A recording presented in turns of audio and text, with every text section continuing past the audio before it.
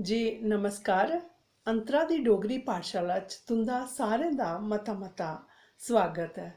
दोस्तों अज गल करगे डोगरा शासन काल च डोगरी डोगरी भाशा ते डोगरी साहित्य दा इतिहास मता गै पुराना है, बड़ा प्राचीन समय थमां चला आवारदा है। 10वीं शताब्दी दे चौथे दशक बिच डुग्गर दा नां ते डुग्गर दे इतिहास च होई दियां मतियां सारियां घटना असेंगी दिक्खने गी सुनने गी पढ़ने गी लब्भी जंदियां न। 14वीं शताब्दी च प्रसिद्ध कवि अमीर खुसरो होरें अपने साहित्य विच डोगरी दी अपनी बक्खरी पछाण होने दी भी गल कीती दी ऐ। इस गल्ला एह् स्पष्ट है जे डुग्गर डोगरे ते डोगरी बड़े प्राचीन न, बड़े पुराने टाइम थमां चले आवारदे न। डोगरे राजे जेह्ड़े न ओह् केई सदियां पैह्लें कोला 19वीं शताब्दी कोला केई चिर पैह्लें, केई शताब्दियां पैह्लें थमां राजपाट करदे आवारदे न। एह् कोई नमें नहीं हैन। राजा मालदेव जी भी डोगरा शासक हे जिन्हें 1360 ईस्वी थमां लेइयै 1400 ईस्वी तक राजकाज कीता। महाराजा रंजीत देव हुंदा शासन 1733 ईस्वी थमां लेइयै 1782 ईस्वी तक चलेआ। इ'यां गै बसोली दे डोगरा अगर शासकें दी गल करचै तां उ'नें डोगरी गी बड़ा प्रोत्साहित कीता। इसदे इतिहासिक प्रमाण भी दिक्खने गी लब्भी जंदे न, जि'यां कि चंबा च भूरी सिंह नांऽ दा इक संग्रैहालय है, ओह्दे बिच केई असें प्रमाण दिक्खने गी लभदे न। एह् प्रमाण जेह्ड़े संधियें दे रूप बिच न, करारनामे दे रूप बिच न ते चिट्ठियें दे रूप बिच उत्थें उपलब्ध न। मते सारे डोगरी लेख राजा गुलाब सिंह हुंदे शा पैह्लें दे दिक्खने गी लभदे न, जिसदे कन्नै एह् पता चलदा ऐ जे डोगरे रजवाड़े बड़े चिर पैह्लें गै डोगरी गी उ'नें अपनाई लेदा हा ते उसी प्रोत्साहित ओह् करा दे हे, ओह्दा बाद्धा प्रचार प्रसार करा दे हे। 17वीं 18वीं ईस्वी च राजें दे चित्र ते उं'दे उप्पर लिखे दे डोगरी लेख मते सारे दिक्खने गी लभदे न।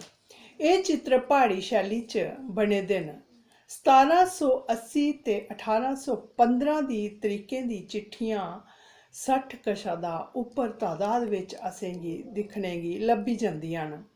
इसदे अलावा मंदरें, दुर्गें ते शिलालेखें उप्पर लिखे दे डोगरी लेख जेह्ड़े न ओह् 16वीं, 17वीं ते 18वीं शताब्दियें च लखोए दे ओह् असेंगी हून भी लब्भी जंदे न।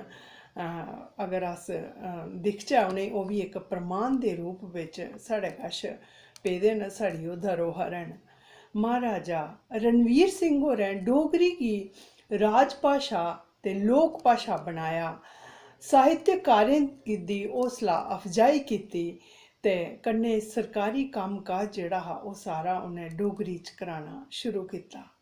डाक टिकट, शपथ टिकट ते अदालती काकल जेह्ड़े उ'नें सारे डोगरी च छपाए। इ'यां गै उ'नें होर कम्म ते मता सारा कीता गै, उसदे अलावा नोट बी उ'नें डोगरी च छपाए, जेह्ड़ा कि बड़ा गै प्राउड दा विशे है साढ़े सारें डोगरें आस्तै। प्रसिद्ध न्यायिक कताब जेह्ड़ी ऐ इक रणवीर दंड नीति, रणवीर दंड विधि, डोगरी च उ'नें इसी लखाया। इसदे अलावा मैडिकल दियां केई कताबां चकित्सा दियां जां साइंस दियां जां फिलासफी दियां केई कताबां उ'नें डोगरी च लखवाइयां, छपाइयां ते समाज आस्तै पढ़ने गी दित्तियां।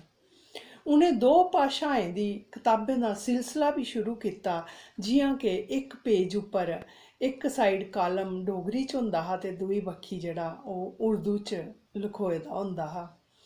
होर केई चिकित्सक जेह्ड़े साइंस दे, मैडिकल साइंस दे जेह्ड़े ग्रंथ न उ'नें डोगरी च लखवाए और केइयें कताबें दे उ'नें अनुवाद कराए। केई संस्कृत दे ग्रंथें दे डोगरी च अनुवाद कराए। उं'दे शासनकाल बिच डोगरी च बड़ा सारा ऑथेंटिक जेह्ड़ा वर्क होया, कम्म होया है, और जेह्ड़ा कि अज्ज भी मौजूद है।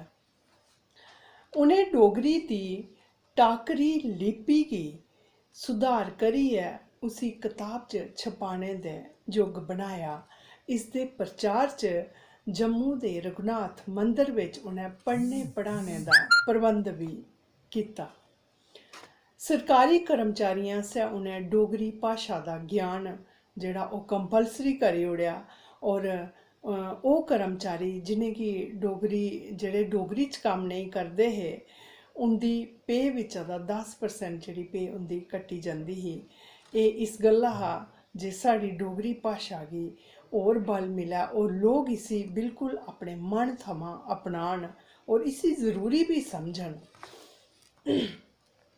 इ'यां गै अगर अस दिखचै तां केईं संस्कृत दे केईं फारसी दे ग्रंथ उ'नें डोगरी च अनुवाद करवाए। और इसदे अलावा एह्दे पिच्छें जेह्ड़ा कम्म अगर अस दिखचै तां केईं कारकां केईं वारां केईं गीत उं'दे च उस काल बिच डोगरी च कम्म होए दा।